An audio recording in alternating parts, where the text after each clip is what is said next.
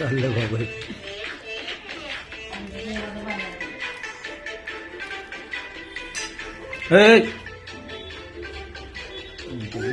ఈ డ్యాన్స్ మామూలుగా లేదు, మరి వైల్డ్గా ఉంది.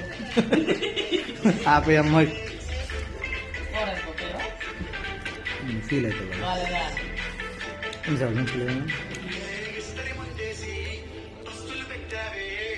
ఏ డాన్స్ అయ్యి